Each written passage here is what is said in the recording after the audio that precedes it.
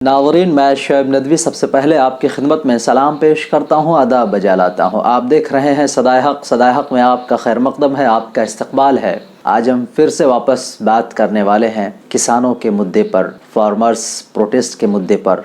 ये ऐसा इशू है कि इस पर जितनी भी बात की जाए वो कम है। हम सब ने देखा है कि किस तरह से तकरीबन 2.5 महीने गुजर जाने के बाद भी उनके मुतालबात को तस्लीम नहीं किया गया। किसान सरापा एहतजाज बना हुआ है। उनका कहना यह है कि जब तक ये तीनों ज़रई क़वानीन वापस नहीं ले लिए जाते हैं तब तक हम वापस नहीं जाएंगे। लेकिन मरकज़ी हुकूमत न जाने वो क्या चाहती है, उसका मंशा क्या है कि वो इस कदर अड़ियल रवैया अपनाए हुए है, हरधर्मी पे तुली है। वो मरकज़ी हुकूमत ही बता सकती है। 11 अदवार बातचीत के हुए लेकिन नतीजा सिफर रहा। इस दौरान किसानों ने तकरीबन 150 से ज़ायद किसानों ने अपनी जानें पेश कर दी, क़ुरबानियाँ दे दी। उसके बावजूद हुकूमत ने उनके मुतालबात तस्लीम नहीं किए। अपनी बात को मनवाने के लिए उन लोगों ने भूख हड़ताल की, भारत बंद का ऐलान किया, ट्रैक्टर परेड निकाली। 26 जनवरी को यौम जमहूरिया के दिन ट्रैक्टर मार्च निकाला। कुछ शरपसंदों ने, या ये कह लीजिए हुकूमत के गुंडों ने, किसानों के पुरअमन एहतजाज को पुरतशद्दुद बनाने की भरपूर कोशिश की। और हमने देखा है किस तरह से दीप सिद्धू नामी वो शख्स अपने कुछ हामियों के साथ लाल किले में घुस जाता है और वो लाल किले पे निशान साहब का झंडा लहराता है। ये बड़े दुख और अफसोस की बात थी। इसकी जितना भी निंदा की जाए वो कम है, जितना ही इसकी मजम्मत की जाए वो कम है। और किस तरह से पूरे मुल्क के अंदर, बल्कि मुल्क नहीं, सात समंदर पार के अंदर मुल्क हिंदुस्तान के वक़ार को मजरूह किया था इस शख्स ने। दोस्तों, एक बड़ी खबर ये आ रही है कि दीप सिद्धू को गिरफ्तार कर लिया गया है। वो दीप सिद्धू जिसके देरीना ताल्लुक़ बीजेपी से थे, जिसके फ़ोटोज़ जब सोशल मीडिया पे वायरल हुए, जो 26 तारीख का मुजरिम है, जिस शख्स ने पूरे मुल्क ही नहीं, मुल्क हिंदुस्तान ही नहीं बल्कि बाहर ममालिक के अंदर भी मुल्क हिंदुस्तान के नाम को बदनाम करने का जो शख्स सबब बना है, वो वही दीप सिद्धू जिसने 26 जनवरी को लाल किले के अंदर घुस करके अपने साथियों के साथ लाल किले के ऊपर निशान साहब के परचम को लहराया था। 13 दिन के बाद दिल्ली पुलिस ने उसे दबोच लिया है। अब देखना यह है कि उसके साथ कैसा सलूक किया जाता है, उसके ऊपर क्या धाराएं लगा जाती हैं और उसको क्या सज़ा दी जाती है। हमारा मुतालबा यह है ऐसे शख्स को सख्त से सख्त सज़ा दी जाए ताकि दूसरों के लिए ये इबरत बन सके।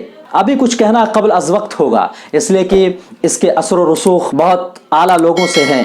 दीप सिद्धू वो शख्स है जो सनी देओल के कैंपेन में दिखता है, सनी देओल के साथ उसके फ़ोटोज़ हैं।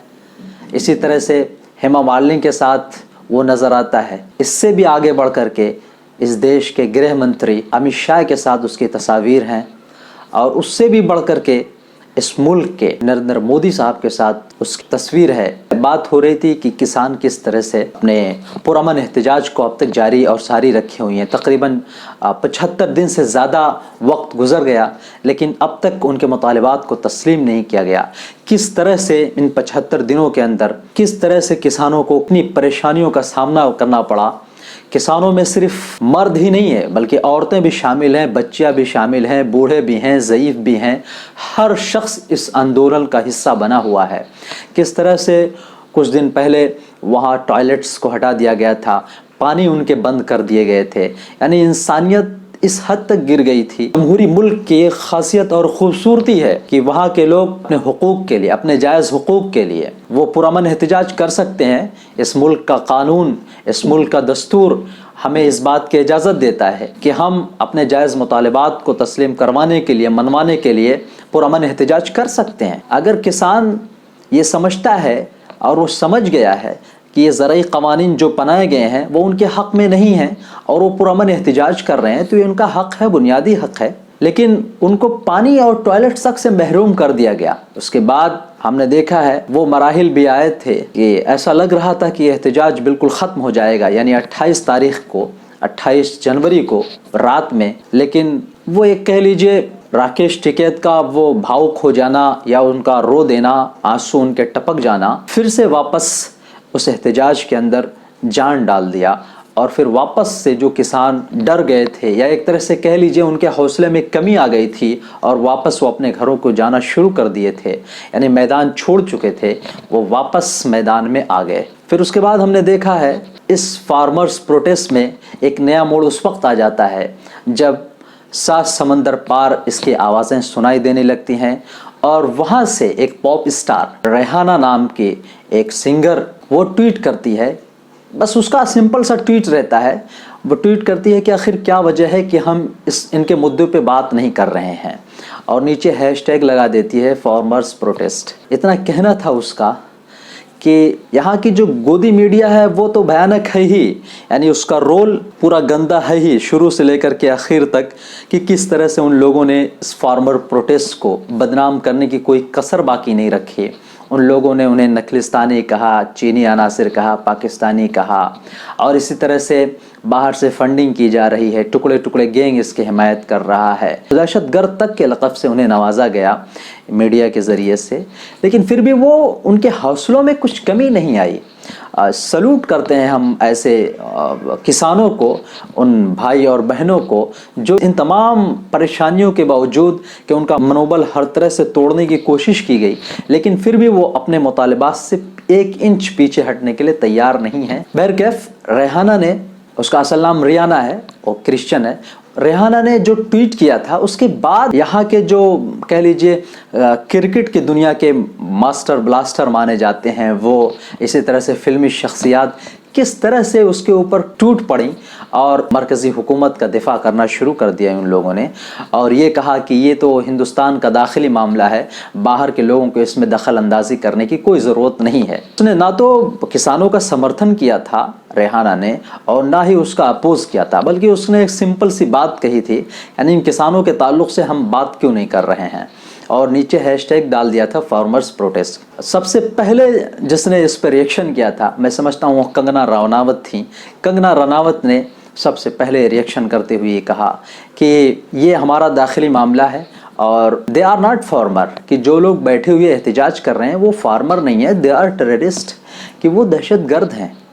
مطلب آپ سوچیں ذرا، کنگنا رناوت جو اپنے متنازع بیانات دینے کی وجہ سے جانی پہچانی جاتی ہے، کچھ نہ کچھ وہ ایسے بیانات دیتی رہتی ہیں تاکہ وہ ہائی لائٹ رہیں. غازی پور بارڈر ہو، سنگھو بارڈر ہو یا ٹیکری بارڈر ہو، وہاں پر ڈٹا ہوا ہے، سرد کے عالم میں کھلے آسمان کے نیچے اس شخص کو یہ دہشت گرد کہہ رہی ہے.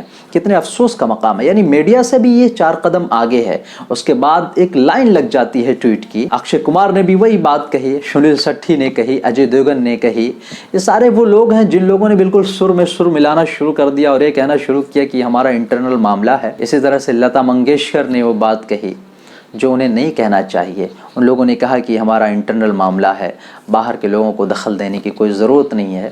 اس کے بعد ہم کرکٹ کے دنیا میں آتے ہیں، کس طرح سے ماسٹر بلاسٹر سچن تندولکر نے کسانوں کے تعلق سے ٹویٹ کیا، اسی طرح سے وراٹ کوہلی نے کیا، اور بھی بہت سارے لوگوں نے کہا. بڑا صحیح لفظ استعمال کیا ان کے لیے نوین کمار نے، یہ سب کے سب بھانڈ ہیں. بھانڈ کا لفظ استعمال کیا نوین کمار نے، جو آرٹیکل 19 کے نام سے چینل چلاتے ہیں. آخر یہ انٹرنل معاملہ کیوں ہے؟ کیا انسانیت کی کوئی سیما ہے؟ اگر انسانیت اور حقوق کی کہیں پامالی ہو رہی ہو، رائٹس کسی کے چھینے جا رہے ہوں، اور کوئی شخص پرامن طریقے سے احتجاج اپنا درج کروا رہا ہو، اپنے مطالبات منوانے کی کوشش کر رہا ہو، تو وہ کیوں انٹرنل معاملہ ہو جاتا ہے؟ وہ داخلی معاملہ کیوں ہے؟ آخر کیا وجہ تھی کہ آپ نے 6 جنوری کے واقعے پہ، جب امریکہ میں کیپٹل ہل پہ حملہ ہوا تھا ٹرمپ کے حامیوں کے دوران، تو آپ نے یہاں سے یعنی ملک ہندوستان سے پی ایم صاحب نے باقاعدہ یہ کہا تھا کہ جمہوریت کے لیے اچھی بات نہیں ہے.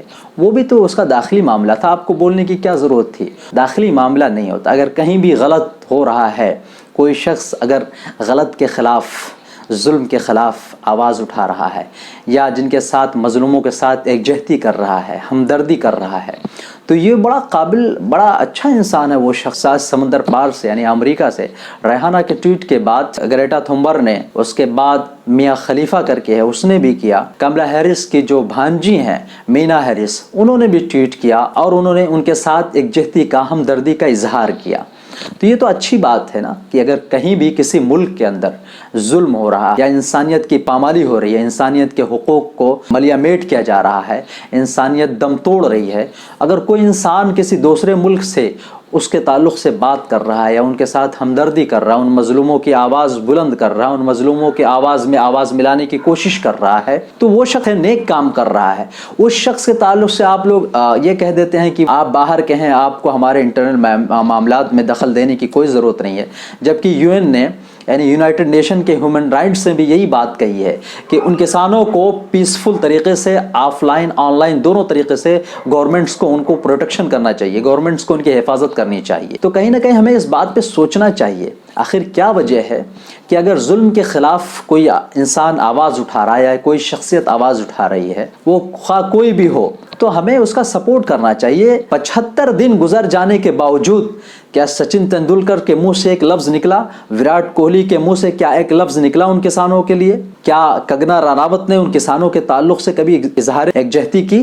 کیا امیتابھ بچن نے کچھ لب کشائی کی؟ کیا لتا منگیشکر نے کچھ بولا؟ کیا اکشے کمار نے کچھ آواز اٹھائی؟ کیا آپ نے کبھی سنا کہ سلمان خان، شاہ رخ خان، عامر خان نے کسانوں کے تعلق سے کوئی بات کی، اظہار یکجہتی کی ہے؟ نہیں کریں گے۔ ان 75 دنوں کے اندر کیا کچھ نہیں بیتی ان کے ساتھ؟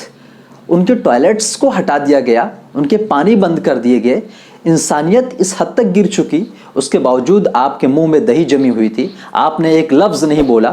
ایک لفظ جو ہے آپ کہہ دیتے، کم سے کم اتنا کہہ دیتے کہ بھئی فارمرز کے ساتھ جو ہو رہا ہے، کسانوں کے ساتھ جو ہو رہا ہے وہ ظلم ہے، ایسا نہیں ہونا چاہیے، اتنا کہہ دیتے تو کافی تھا۔ لیکن آپ کی زبان میں تالے لگے ہوئے تھے۔ 75 دنوں سے تقریباً کسان احتجاج سراپا احتجاج بنا ہوا ہے، لیکن آپ کو وہ نظر نہیں آیا۔ جب گریٹا نے یا ریحانہ نے، میاں خلیفہ نے، مینا ہیرس نے فارمرز کے ساتھ یکجہتی جتلائی تو آپ آگے دفاع کرنے کے لیے۔ ہم سب نے دیکھا ہے کہ کس طرح سے اس ملک کے PM نے ایک بیان جاری کرتے ہوئے یہ بات کہہ دی کہ جو لوگ کسانوں کا ساتھ دے رہے ہیں، کسان آندولن کا حصہ بنے ہوئے ہیں، وہ لوگ آندولن جیوی ہیں، یعنی بغیر آندولن کے ان کا زندہ رہنا مشکل ہے، اور وہ دوسروں کے روزی روٹی پہ پلتے ہیں۔ یہ کتنی گھٹیا بات ہے، اور اس اعلیٰ عہدے پر فائز رہتے ہوئے ایسی زبان کا استعمال کرنا، یعنی وہ لوگ جو آندولن کو جاری رکھنے کے لیے پرعزم ہیں، جو حوصلہ بڑھا رہے ہیں کسانوں کا، جو مظلوموں کے ساتھ کھڑے ہوئے ہیں، آج 75 دن گزر جانے کے بعد بھی حکومت نے ان کے مطالبات کو تسلیم نہیں کیا، یعنی جو لوگ ان کسانوں کا ساتھ دے رہے ہیں اس شخص کے بارے میں PM ہمارے یہ کہہ رہے ہیں کہ وہ آندولن جیوی ہیں اور وہ دوسروں کی روزی روٹی پہ پلتے ہیں۔ مزید کہتے ہیں کہ یہ ایسے کچھ لوگوں کا یہ ایسا گروہ ہے جو ہر جگہ شامل ہو جاتا ہے، چاہے وہ اسٹوڈنٹ کا احتجاج ہو، طالب علموں کا احتجاج ہو، کسانوں کا احتجاج ہو، مزدوروں کا احتجاج ہو یا وکیلوں کا احتجاج ہو۔ تو اس میں بری کیا بات ہے؟